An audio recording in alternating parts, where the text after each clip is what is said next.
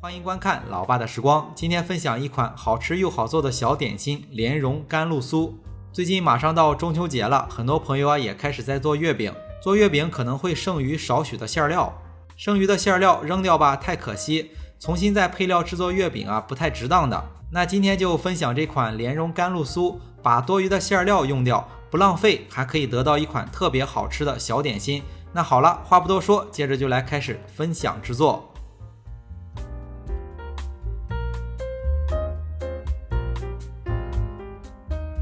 这款小点心制作特别的简单。首先来配料，250克的食用油，建议用味道比较小的，比如说玉米油、色拉油。然后添加250克的白砂糖，接着打入2个全蛋，然后用1个蛋抽搅拌到白砂糖全部融化。如果感觉搅拌起来比较费力气，这一步可以用糖粉。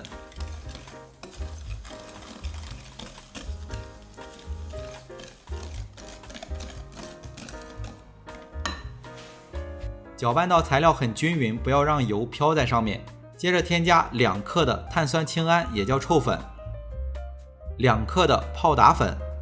接着再简单的混合一下，把材料混合均匀。接着添加低筋面粉500克，也可以用中筋面粉。接着取来刮刀，把材料拌成松散均匀的面团。视频中看着油和糖用的比较多，可能有些朋友会问可不可以减一些油和糖。个人的建议还是不要减，油和糖也算是这款小点心的主料，给到大家的配料也是很准确的。这款点心的制作方法类似于桃酥，别看里面的油和糖放的挺多，我们平时吃的桃酥油和糖比这款点心还要多。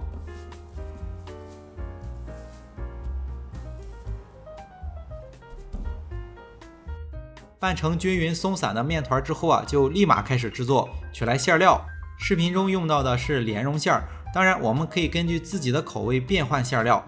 馅料用的不是很多，而且对于馅料没有特别的要求，可以用上最近做月饼剩余的馅料。每个馅料分成大概20克左右一个，皮子的大小每个45克左右，然后把馅料包在里面。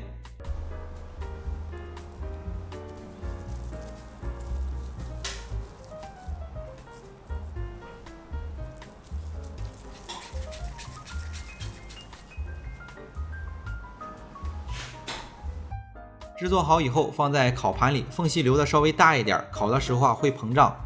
表面刷上一层蛋黄液，立马就可以送到已经预热好的烤箱。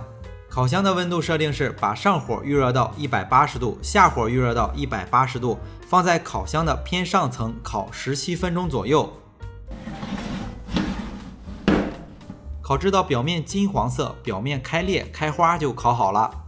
这款小点心制作非常的简单，但是非常的好吃。平时想吃点心了，半个小时就能做一盘这样的小点心，味道真的是非常的好。为了方便大家去记视频中所需要的材料，视频下方的备注栏或留言区有文字版的配料，有问题可以在留言区留言。大家如果喜欢老爸做的美食，可以帮忙关注点个赞，谢谢大家。今天的这期视频到这里也就结束了，也祝大家生活愉快。